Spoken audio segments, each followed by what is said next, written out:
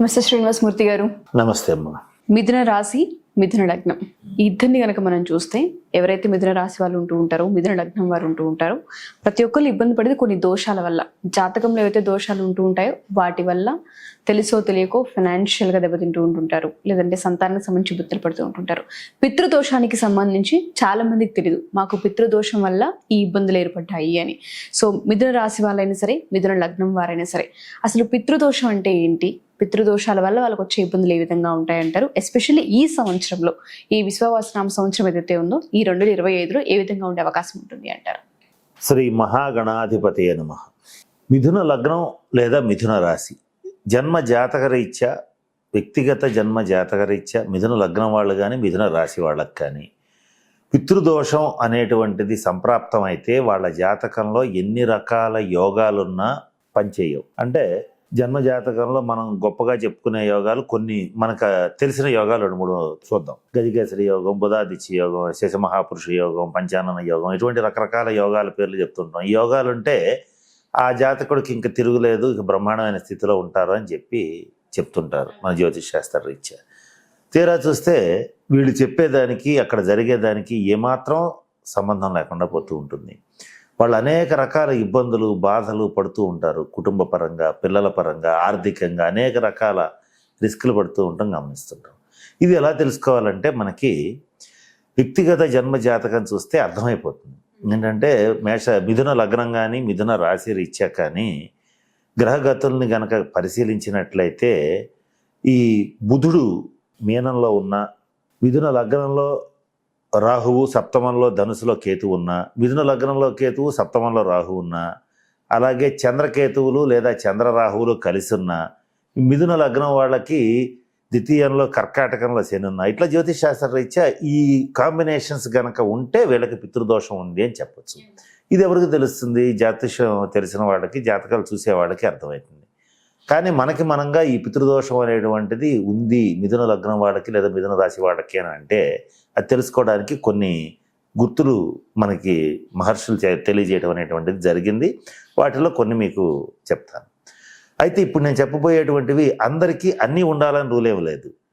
వాళ్ళ వాళ్ళ వ్యక్తిగత జన్మ జాతక రీత్యా కొన్ని ఉంటాయి, కొన్ని ఉండవు. అవేంటంటే, మొట్టమొదటిది, వీళ్ళు జీర్ణ గృహాల్లో నివసిస్తూ ఉంటారు. జీర్ణ గృహాలు అంటే శిథిలమైపోయినటువంటి, పాడుబడిపోయినటువంటి ఇళ్లలో ఉంటూ ఉంటారు. ఒక ఇల్లు చూడంగానే మనకి చాలా కొత్తగా, అబ్బా అద్భుతంగా ఉంది అని అనుకుంటాం. ఒక ఇల్లు చూడంగానే ఇదేంట్రా బాబు, చాలా నెగిటివ్ అనిపిస్తూ ఉంటుంది, ఎతకడ కనపడుతుంది, ఎంత నెగిటివ్ ఎనర్జీ ఉన్నట్టుగా ఉంది, ఇంత భయంకరమైన ఇంట్లో అసలు ఎట్లుంటున్నారు ఇళ్ళు అనుకుంటాం. అట్లా ఉంటూ ఉంటుంది. అటువంటి ఇళ్లలో వాళ్ళు నివసించాల్సినటువంటి దుర్భరమైన పరిస్థితులు వాళ్ళకి ఏర్పడతాయి.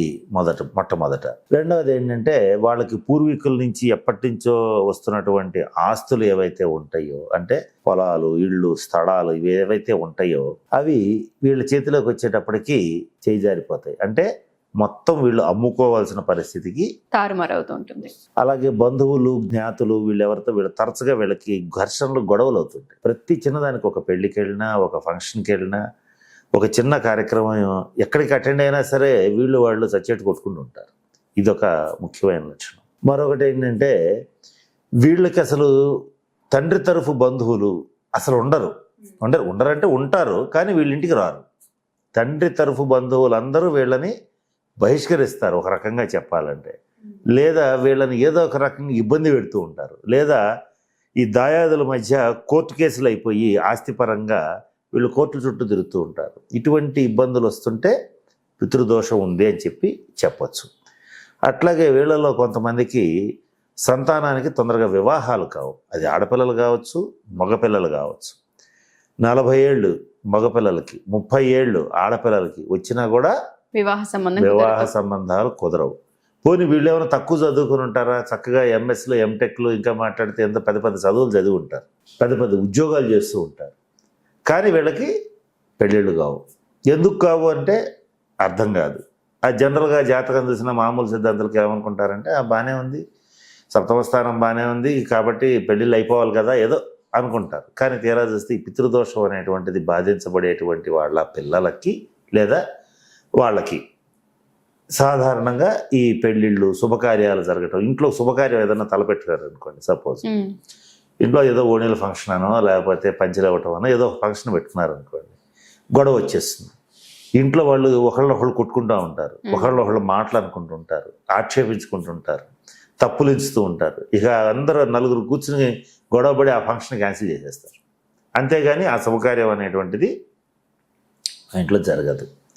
ఇటువంటి లక్షణాలు ఉంటే మిథున లగ్నం వాళ్ళు కానీ మిథున రాశి వాళ్ళు కానీ ఈ పితృదోషం ఉందని చెప్పి వాళ్ళు తెలుసుకోవచ్చు, ఐడెంటిఫై చేయొచ్చు. అలా అప్పుడేం చేయాలంటే వీళ్ళు వ్యక్తిగత జాతకాన్ని చూపిస్తే వీళ్ళకి ఈ గ్రహాల వల్ల ఇందాక నేను చెప్పిన కాంబినేషన్స్లో ఏం జరిగింది అనేటువంటిది గమనిస్తే మనం దాన్ని బట్టి ఈ పరిహారాలు చేసుకోవచ్చు అనేటువంటిది ఈ పితృదోషానికి ప్రత్యేకంగా కొన్ని ఉంటాయి.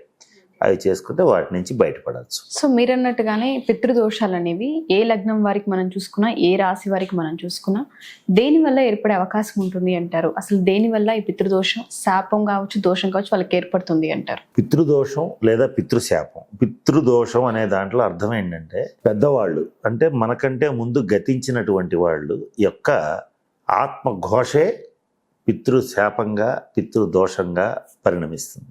అది ఎందుకు ఏర్పడుతుంది?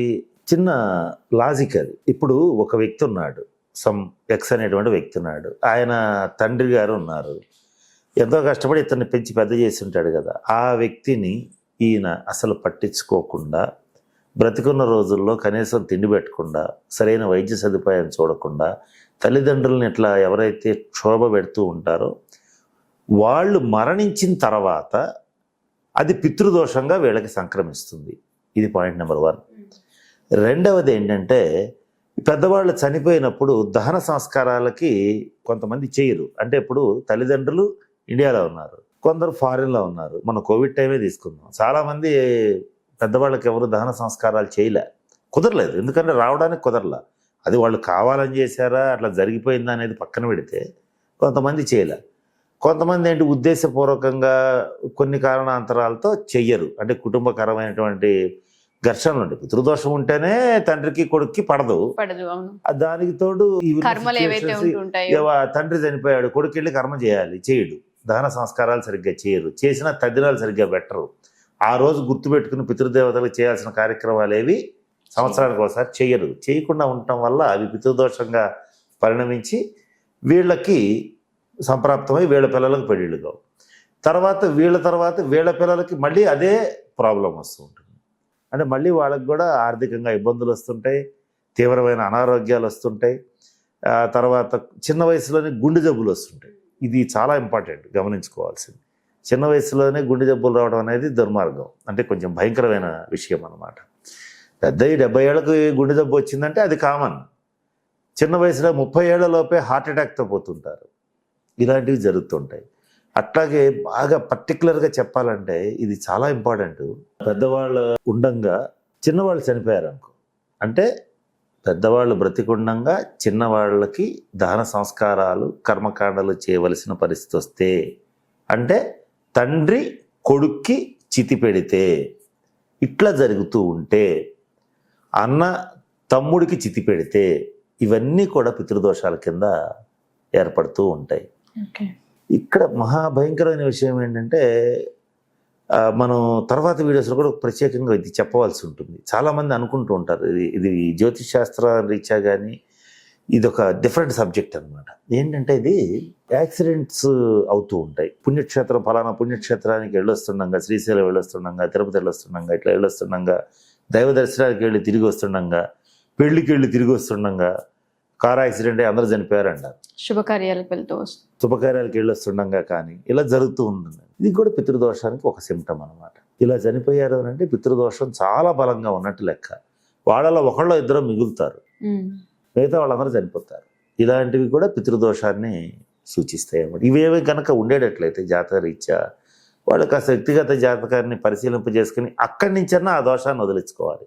లేకపోతే వాళ్ళ తర్వాత వాళ్ళకేదో ఆయుర్దాయం బాగుండి కొంత జాతకం ఏదన్నా బలంగా ఉండి కానీ, లేదా వాళ్ళు ఏదైనా కొన్ని మంచి అద్భుతమైన పుణ్యకార్యాలు చేసి ఉంటే కొంత వాళ్ళు పూర్తిగా తప్పించుకోలేరు కానీ కొంతవరకు తప్పించుకుంటారు. తర్వాత తరాల వాళ్ళకి తరతరాలు ఎమ్మడబడుతూ ఉంటుంది కనుక ఏదో స్టేజ్లో దీన్ని క్లియర్ చేసుకోవడం అనేటువంటిది చెప్పొచ్చు. అందున ఈ విశ్వావసన సంవత్సరంలో ఇది ఎత్తుకోవటమే గ్రహణం రోజున, షష్టగ్రహ కూటమి రోజున కాలసర్ప దోషంతో స్టార్ట్ అవుతుంది. సంవత్సరం మొత్తం త్రిగ్రహ చతుర్గ్రహ పంచగ్రహ కూటములు ఏర్పడుతున్నాయి కనుక నేను చెప్పినటువంటి ఈ లక్షణాలు ఈ సంవత్సరం కొంచెం పెరిగే అవకాశం కూడా ఉంది. అంటే ఈ ఇబ్బందులు కాస్త ఎక్కువయ్యే అవకాశం, ముఖ్యంగా ఈ సంవత్సరం మిథున లగ్నం వాళ్ళకి కానీ మిథున రాశి వాళ్ళకి కానీ ఎక్కువగా ఫైనాన్షియల్గా బాగా స్ట్రగుల్స్ వచ్చే అవకాశం ఉంది. ఎంత సంపాదించినా సరిపోదు, ఏదో ఒక హాస్పిటల్ బిల్కి వెళ్ళిపోతుంది. ఈ రోజున హాస్పిటల్కి వెళ్తే ఉన్న ఆస్తులు వాళ్ళే రాయించుకుంటారు, మన దాకా ఉంటారు. అంత ఖర్చులు అయ్యే ఛాన్సెస్ ఉన్నాయి కనుక వీలైనంత వరకు ఈ సంవత్సరం తొందరగా దాన్ని వదిలించుకుంటే మంచిది. అది వ్యక్తిగత జన్మ జాతకాన్ని అనుసరించి అందరికీ ఒకే రకమైన పరిహార క్రియలు ఉండవు, దాన్ని తొలగించుకునే పరిస్థితులు ఉంటాయి. తప్పకుండా సార్. సో ముందస్తు జాగ్రత్త అనేది చాలా అవసరం. థ్యాంక్ యూ అండి. Thank you so much. స్వస్తి.